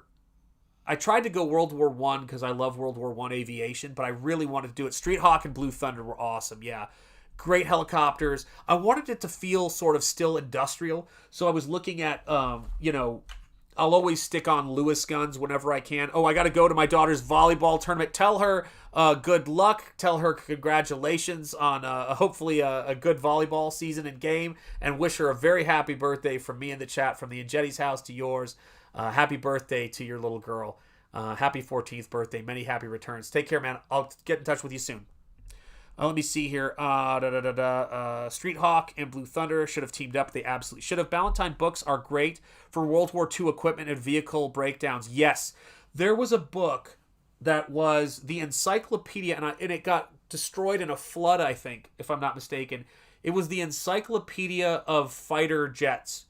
Some of you guys remember it, and may remember it. It had cutaways of all the planes, and it was incredible. 262, one of the baddest looking, yes, indeed. One of the baddest looking planes ever, in my opinion. Yes, it is. And I was looking at this, this morning. What was it? How was it pronounced? So for those of you guys who don't know, I'm a 4th Austrian. So I actually used to say my bedtime prayers in German. So I would say, Jesu Kindlein, kommst mir, like that kind of thing. So it was, so German was a language I heard a lot growing up. The Messerschmitt, that's right. The Messerschmitt ME 262, that's what it was. Yeah. I feel like I need to hear that pronounced in German, though. It's been so long. Messerschmitt, is that how it would be pronounced? But yeah, what a plane. And it really changed the game. What's up, Timmy Mello? How are you doing? So glad to see you on Sunday, man. How's art going? Hopefully well. Hail, Shanthan chat. Hello, Gwen, Lord of Cinders. It is great to see you, my friend. Why is YouTube doing this with the names? It pushes it all together. It's really tricky, man. But yeah, I love. I feel like everything has gotten so slick, and when I look at like Mask is a really good example of that actually. When I look at early Mask and Transformer toys, they were perfectly 80s in a great sense, and maybe a little bit into the 90s. But there was this there's an aesthetic that I'm often looking for that is kind of its own thing, and that's where when we were talking before the stream started about Robotech and Mospeada, they achieved it. Okay, so here's your definitive vehicle. As much as I enjoy the Mask designs, Scott, Bernard, or Stick in the original Mospeada is by far the best motorcycle transformation for me. It's the one that all others are built off of. You just can't compare much to it. It's incredible. It did it all first. And of course, the Macross airplanes are the exact same thing. You look at them, and you know they're airplanes. You know what they're based off of, but they're their own thing. That's what I want to try to do. The Cyclone motorcycle is its own thing. The design that Sid Mead and Mobius did for the light cycles in Tron, they're their own thing. And how do you do that, but also give it a little bit of a diesel punk flair? Because I like that era. I like the idea of something running on gas, being a little bit heavier, having a little bit more balls to it. That's what I'm looking for. Let me see here. Austria, good day, mate. That's right. I'm Austrian. Oh, Austrian. Good day, mate. That was filmed around here. That was filmed in Providence, Rhode Island, man. Dumb and Dumber. Gotta love it. Yeah, I'm an Austrian painter. That's right. Let's see. Are you a fan of Scott Robertson, his tutorials on sectional drawing? Look, I could watch that stuff all day. It's beautiful, but it breaks my mind. That is something my son... So this is how nuts this is. My son worked on a documentary called Lost Ships of World War II.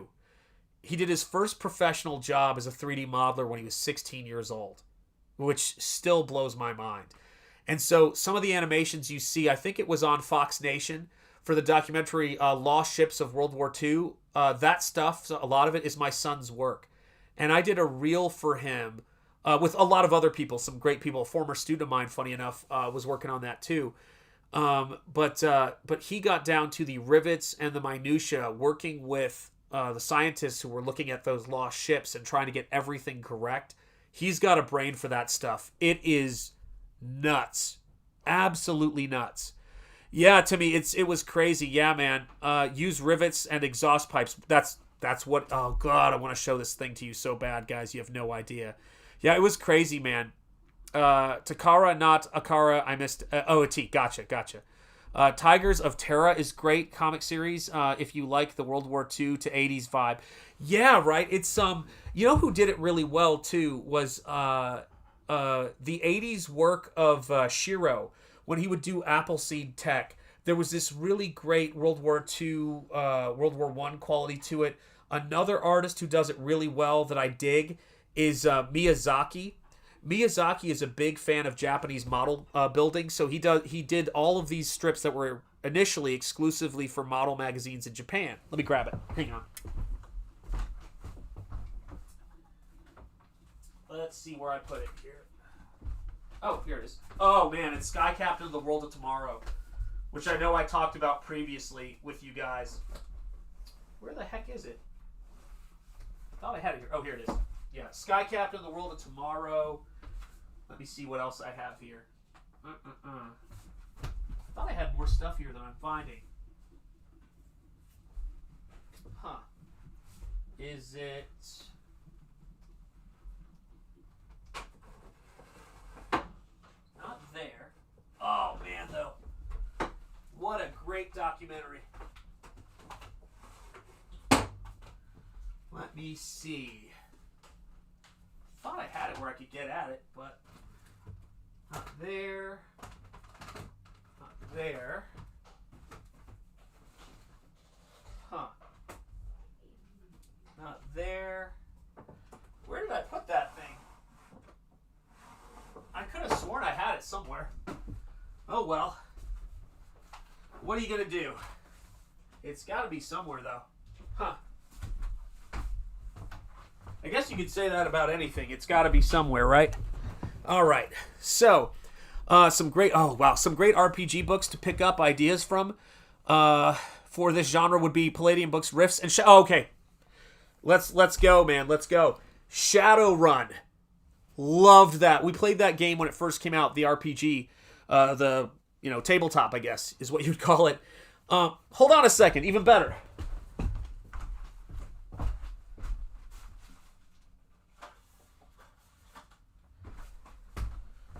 On the bookshelf I was showing you guys before, this just came off of the bookshelf right in front of me that I was showing. These are some vintage miniatures of Shadowrun Street Samurai from Ral Partha that I bought a couple of years ago, just as a little reminder of how much I used to love these characters. Particularly the guy with the hand razors right there, those claws. This is what I'm going for. So if you look at it and you go, okay, it's a motorcycle that flies, and all you get out of it is just like the masked helicopter, right? It's not working yet. You know what I mean? And it's just like, man, isn't it great to get together? Gotta run. All right, Mark, you take care. Have a wonderful, wonderful Sunday, brother. Always love having you here, man. And so glad you found me and found this channel and found the stuff we do. I am so excited about Nosfero printing. Can't wait to hear back from the printer to see like if the files are all right and we can get rocking and rolling. Let me see here. Oh, man, my allergies are so terrible, man. It's like so annoying. Where the heck is it? It's like the weather, man. It's great. Not the weatherman, not Eric Weathers. Oh my gosh, it's nuts here. Hang on a second, I'm gonna mute. I'm gonna mute.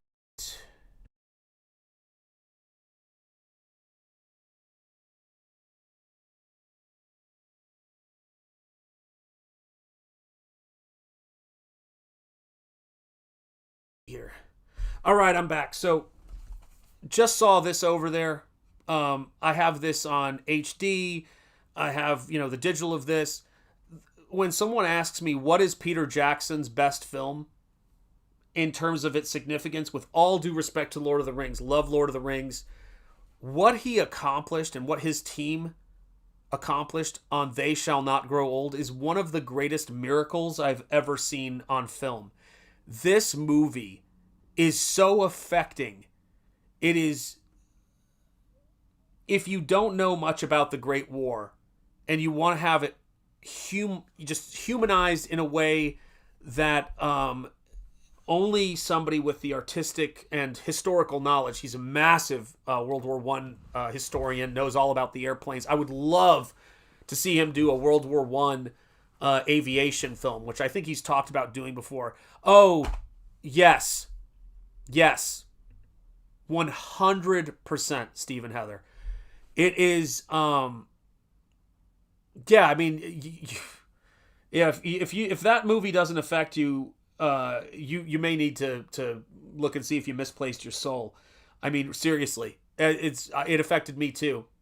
But what really kind of got me about it was, just the level of research, the love and care, just unbelievable stuff. So, this is Hayao Miyazaki's Daydream Note, which is all of his model magazine stuff.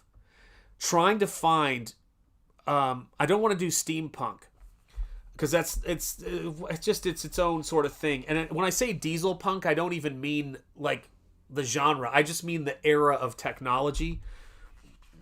If you like music for World War II impact, Motorhead's 1960 is perfect. Yeah. Oh my God. Yeah. That's awesome, man. Yeah. Oh. But yeah, look at this crazy stuff. It almost looks like a modified Handley Page. Was it a Handley Page? What series Handley Page would that have been? But this is the stuff I want to do. So I'm actually designing a vehicle that I can't show you guys right now. That is, it's got a gun, like a bubble gun turret. So it's a little bit more World War II. But it was inspired by the Handley Page, so it's got Lewis guns, double Lewis guns in the front. But look at this craziness. Yeah, pre-H-bomb, 100%. Pre-H-bomb is absolutely what we're talking about. Yeah. And so you're just seeing some just crazy stuff. But a lot of people haven't seen, and they know Miyazaki's obsessed with airplanes, but they have no idea like how far that goes. And if you're a fan of that kind of stuff, you recognize these Rolls-Royce engines on these airplanes and all that stuff. I have a 4 or 3-part documentary series that I ordered from Australia in here somewhere. And it's called 4 Years of Thunder. God, this book is squeaky, man. It's just, it's got some great footage of World War I aviation. I know Charles London is a World War I historian as well, and had some family who fought in that war. Gave their lives in that war. But this is the stuff that, how do you create something with the 80s kind of verve that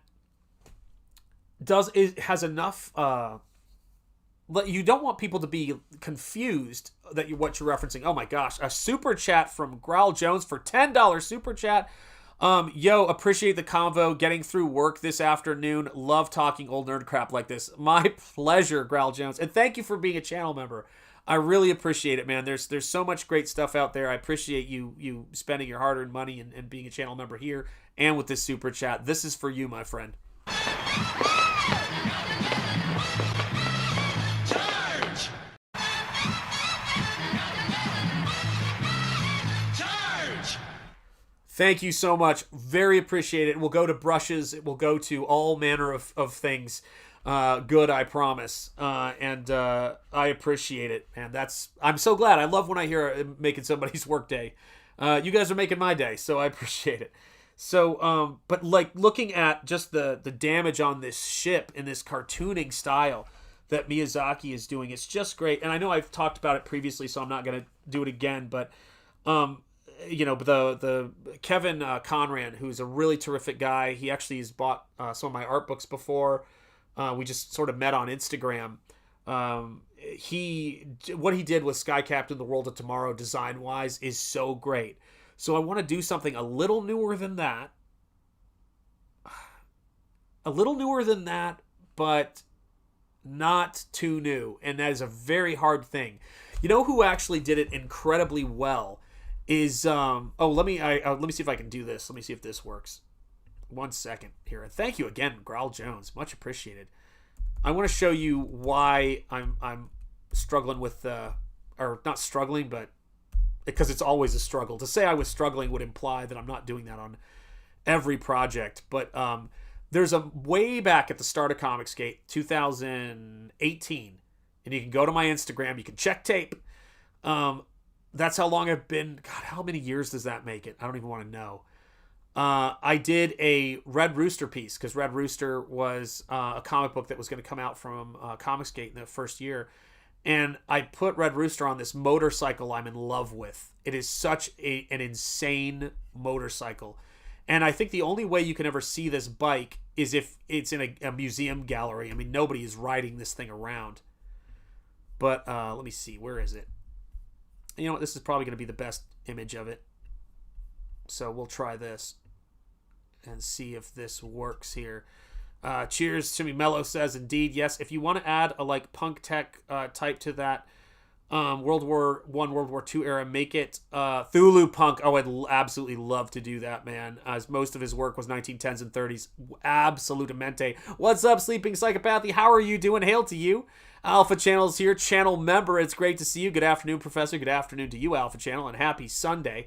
So let me see if I can show you guys. Source. Camera overlays, new image overlay. Watch an elderly person talk out loud as they do things. There we go. Now that's a little big there, but let's reduce that. This bike. Look at that bike. How awesome is that, guys? How great is that bike? That is a good thought, too. That's actually a really good thought. Think World War II. Thank you, Nick. I appreciate that. Think World War II. Shoot, it just jumped again. World War II Pacific Theater, Comic Books and Coot says Navy Marine War Tech rather than European theater. Yeah, I'm probably right about that 100%. But yeah, look at that thing. A motorcycle. There you go. Yeah. I mean, look at the... I mean, I'd be afraid of that thing even remotely falling over. It looks like something out of Tron, but here's the thing. Don't be surprised if a futurist like Sid Mead looked at that for inspiration for the Tron motorcycle. I would guarantee you he did. World War II mixed with Art Deco. There you go. You've got it. And that is the stylistic that I want for this. If I could put one name on this that I want to be the stylistic for it, it would be Anton Furst's Batman 1989 design work. Anton Furst was the incredible set designer, production designer for that film. He designed, he oversaw everything, and unfortunately he passed away between Batman 1989 and Batman Returns. And honestly, there's some really cool things in Batman Returns, but you could feel his absence in Batman Returns because Anton Furst just gave everything this really gritty believability. Yeah, where does your biker babe riding us? Actually, that seat is huge, so I think you can sit two on there. No doubt. Talk about the coolest car is the Batmobile. Yep. Which brings us right back around to the conversation I had with Ace at Ramen Toys the other day. I was talking with Ace, and I was we were just talking about art and the 1980s and just the idea of how do you create things that tie into that amazing time. What's up, Michelle Bowers? It's great to see you. Happy New Year. How are you doing? And I told Ace, and actually I don't. What's the best way to do it? This is the camera for the book. All right, let me keep this down here because this is me again. Thinking out loud. Ace, don't play that way. And he saw that video, which cracked me up. There it is. It's my camera I should use. So I told him that's the Todd McFarlane Batmobile, and I wasn't going to get it because the canopy was so wrong in the way they did it. It didn't look right, and it messed up the profile of the car. But when he released a special customizing kit with it, I immediately had to get it. I immediately had to buy it. Where did I put everything? Everything is not here. Oh, there it is. I immediately had to get the Batmobile, and I think he was really touched that it was, that important to me because he notices the details. But he's actually designed a new cockpit set as well for it. What is up? How are you doing? The beam, is it the beam pad? Is that it? Like Star Trek? Just checking. Everybody saying hello to Michelle Bowers. Thank you for the Happy New Year. Back at you. Yeah, Ace don't play that way. So Ace saw that video that I made of the Jackie Chan with Ace. And what a good dude. We had such a great time talking about just 80s stuff, and he was letting me in on his process. And he just does incredible stuff with incredible attention to detail. Really puts a lot of time in. So yeah, this bike was something I saw and I thought that is just incredible. So yeah, I as much as my stuff is tends not to be too tech heavy, and there's probably more perspective and backgrounds in something like Springball. When I'm designing, when I'm creating things, I've done some stuff for concept art for Hasbro back in the day when they were trying to get into television. I did some freelance work for them. I worked with a friend of mine who was a longtime Hasbro employee and did some stuff for DreamWorks Consumer Products. And we tried to develop, or we started development on a project, original project for Mattel that we were doing at one point, and it never really went anywhere, but we got a good team together for it.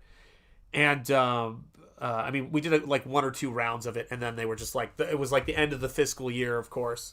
And so that's how that goes.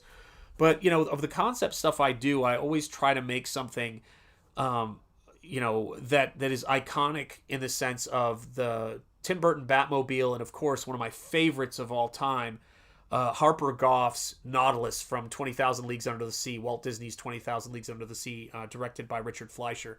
Just one of those films that is a staple in our household is that movie. And I'm gonna have to, God, I'm like really pushing my cameras today. Right where I can see it, I have the poster with the Nautilus on it, the movie poster of that on a big canvas print. So I always have it where I can see it because it's a huge inspiration to me, man. Harper Goff is a genius. If you have not seen, he did a bunch of different, like, he did a smaller submarine that could potentially come out of that submarine that is incredible, that never made it in the movie.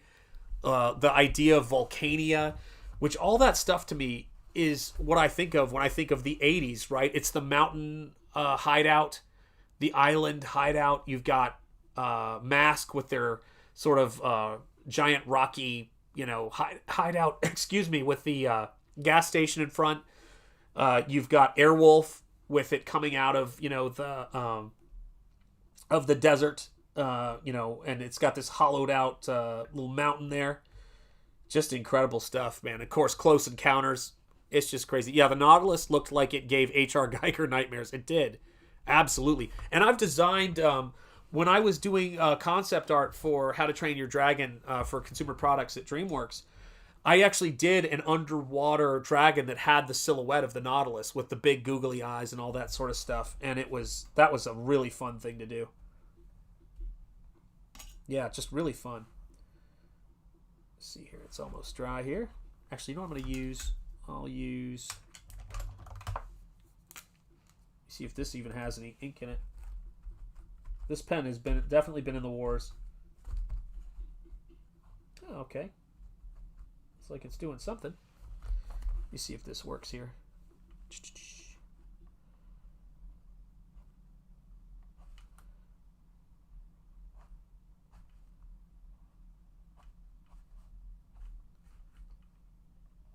Well, this is the first.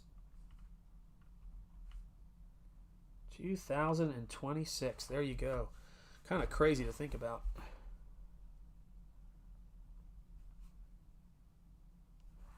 There we are.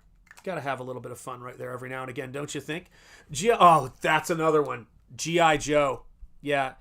G.I. Joe and their underground base loved when Marvel would give like vehicle armor and base layouts. Yes. Loved that. That when they did that stuff for, was it the Marvel Universe role-playing game when that came out? Yeah, all kind of inspired by Thunderbirds. Yes, so Thunderbirds, let's talk about Thundercats. That's another one. Just really great design. Did you meet Chris Sanders when you were working on How to Train Your Dragon? If so, how was he? I didn't... Funny you bring that up. Alrighty. So, I did a complete breakdown of Lilo and Stitch for this educational blog I used to do. Tell Forward was what it was called. Let me see if I can find it. If it comes up. Now, let me see if Blogger will give me a this is not a safe website situation, because I did a lot of deconstructing of mythology and character design stuff and all of this different stuff, right? Eiko Ishioka, Mobius, Vertigo, layout pages, all this different stuff I was researching at the time. Here we go. And so I did a complete analysis of, let me see if I can do screen share. Is this going to work? Oh, come on, old man. You can do it. Okay, there we go. Screen share. Let's see if this works. And now let me do... How do I do this? Let's go to Google Chrome. Is that going to... Okay, that's a little better. It's clear. Everything's so clunky. View... I was scared of that. Is there anything else? I don't want to get rid of the address thing or I won't be able to find it. So anyway, I did a complete analysis of this stuff. What's up, Glass Machine? Happy Sunday. How are you doing? So I wrote this complete sort of, and hail and happy Sunday, man, of Lilo and Stitch, right? And in one of those, this is how crazy the world is right now in terms of, or was then. What year was this? How old was I when I did this? Oh my God, 2011. I was a kid. I guess this made it in front of Chris Sanders, which was wild. And so I had to add an update. So yeah, there's your Chris Sanders interaction for you. For those of you who are Chris Sanders fans, way back in whatever year that was, I don't know what year that tweet actually went out there. Something for your notebook. And Eric Weathers knows this well because he's gotten to kind of know me off stream a little bit. I know a lot of people in the industry, like I know a lot of people, but I'm a super introvert. So I just don't, and I don't want to be like, I know a lot of people, like my best friend Nick knows literally everybody. I mean, between the two of us. But if you're an introvert, you kind of focus on the craft and you want to spend time with people. And that was one of the reasons why, I got into teaching initially, because it didn't used to be you would be thrown out on the internet. You know what I mean? For anything, like, it's like it's just crazy to think about going into a classroom and teaching and then having because I heard about this happening to a teacher, which was the thing that got me, was students in your class getting into a Discord server and forming a lynch mob over something that offense they thought you had. And granted, that stuff was happening in the classroom when I was teaching, and that's what kind of made teaching just not really. Made it just a place where you didn't want to come in, because you just thought, like, there's this sort of social contract that used to exist between people, and where you were going to give them honest feedback, and and they were going to be there. But I did not intend to broadcast everything, and I sort of thought to myself, I need to sort of step back and look at this thing and realize that the risks are higher for me in that environment, because of there's all these the rules of the institution. So I could get attacked and be in a position where I can't punch back or do anything. And it dawned on me that it's like I should start building something outside of it where I can actually be a person out here. And that's what's been that's what kind of was a big shift for me. But yeah, like, this stuff was getting the stuff I was doing was always kind of getting noticed to some extent, but it wasn't. And I was having these really crazy opportunities. But that's the thing: if you work on your craft, if you work on the discipline and the skill behind everything that makes artwork worth looking at, the stuff seems like it will happen. You just have to be, if you're not out there chasing it down all the time. And I'm pretty good at getting out there, but I'm not the best you're ever going to meet. I mean, certainly there's people who are way better at it. But you have to be that much better technically to make those kinds of things happen. And so it's a trade-off. Like, Travis Charest can disappear, or Travis Charest. I can't believe he convinced us all to pronounce his name that way. Travis Charest can do a couple of pages here and there and then come back, and people are still going to want him because he's amazing at what he does. He's got that ability. I think that's one of those things that for me, I had to work really, really hard, and fortunately and get my skills to a certain level, and that's what allowed me to do the things I do. Let me see, Sean, were you scared or anxious to go to work? I was at first. Definitely I was at first. See, here's the problem for me. Like, the weird thing is, I've always, when I get around a bunch of people, my attitude was always to kind of I don't know, just to sort of I'm much more thinking about other people than I am thinking about myself, in terms of, like, is everybody good? Is everybody cool? That kind of thing. Like, does everybody have what they need? That's the kind of person I am.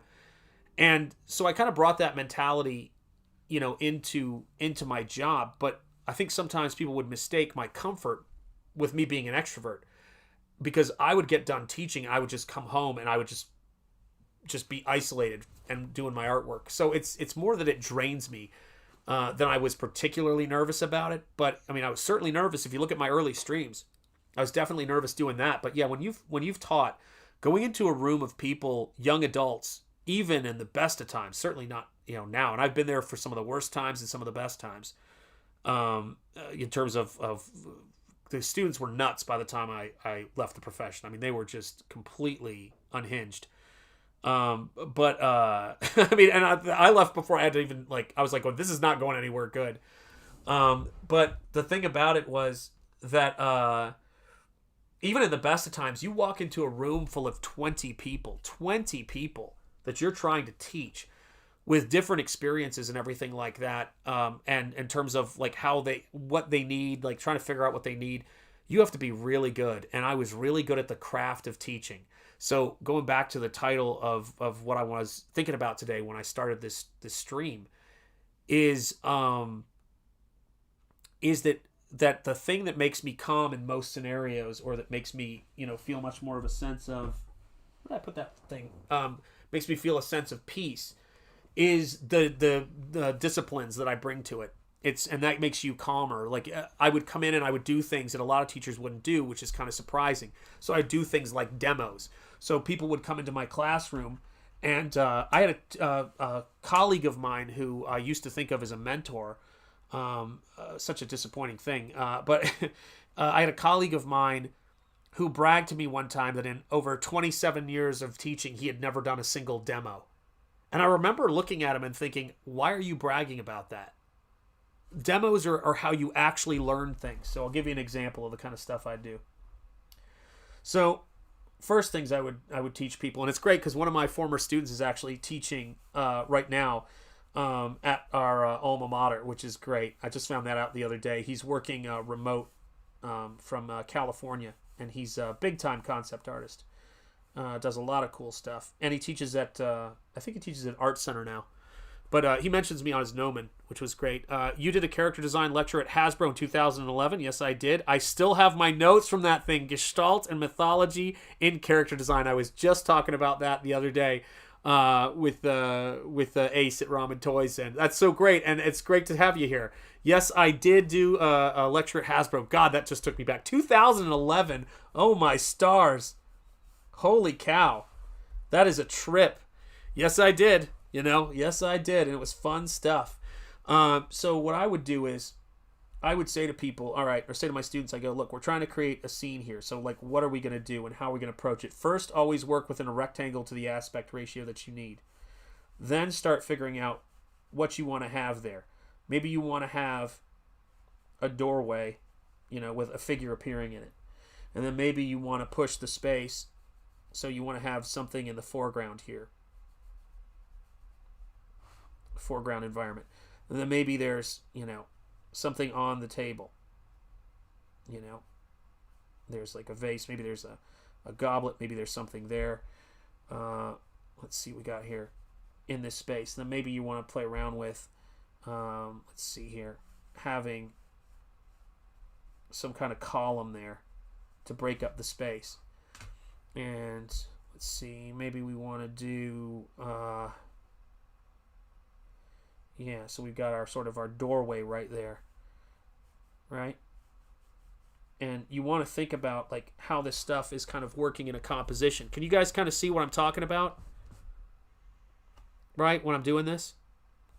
It's like, okay, so like now we've got this space, now we've got, this room, we've got this doorway, we've got, all of that stuff happening in this space. We're thinking about placement. And the biggest thing when you're doing composition to remember is you don't want to have anything starting or stopping, so no tangents in the diagonal. That's a little bit like learning how to box and having your making sure you always keep your head straight on the middle line where you can be punched. You don't ever want your subject matter to stop and create a tangent with that diagonal. So you always want to have stuff either ending up above it or below it, but you don't want to have anything run into that, right? And so that's one of those rules of composition. But here's the crazy part of the rules of composition, is that once you understand composition, right, if you want to turn this into a spacecraft and you want to have this be a futuristic landing pad, and you want to have another vehicle or even sort of like a tower or something right there in the foreground, and then you want to start making this like a Blade Runner-esque cityscape with another sort of element here where you've got maybe a window and you have a character taking in that scene, the same principles of composition still work. Do you guys see what I mean? It's all about how you approach it and how you think about it, but the sweet science of how that stuff works never really changes. It never really changes, and it never, because it's aesthetic is something that we're kind of innately born with, and then making things that are beyond, simple rhythm or simple, values to create a sense of mood. That's when things really get crazy, and that's when, you get to really, you hone your craft to do it. But it's always about thinking about how you can work with things and get it, All right, take care, Stephen and Heather. It's great to see you. Bye. Good podcast. The Fred Flintstone whistle just blew. Okay, understood, my friend. It was it was just the wife calling. Got it. Signaling the end of my workday. Later, good folk. All right, take care, my friend. So yeah, it's if you weren't at Hasbro, or if you weren't at Mattel, or you weren't at Microsoft Games, or you weren't at any of the colleges I was teaching at, or any of the colleges I lectured at, I was you wouldn't see any of this stuff typically. And so now, with me on YouTube, and then I started doing a blog, then I started doing other stuff. And, excuse me, finally when I got on YouTube, I kind of got a chance to really, draw for starters. And then kind of play around with how all of this stuff comes together. But once you start to get comfortable with, the media, and you get comfortable with what the possibilities are, the play just becomes so much more fun. And I tend to do... I tend to do kind of more of the gothic sort of stuff, and I tend to do, and sometimes I'll do the tech stuff as well, but it's ultimately you kind of figure out what is the thing that is the core of all of that stuff, and it's the composition. Well, let me be clear about this. Descaling is a real problem that we have right now. Rendering, it's important to understand how to render, when to render. It's not all about stick figures. And so it's not all about blocking things in. I think that Saul Bass, who storyboarded the shower scene in Psycho and did Hitchcock's titles, he designed the AT&T logo. He is one of the most prolific and brilliant graphic designers, scenic designers, storyboard artists, movie title designers of all time. He's a legend. He was asked, what advice would you give to young designers? And he said, learn to draw. And you should watch the whole thing, but he says, learn to draw. Because if you don't, it's a crippling absence.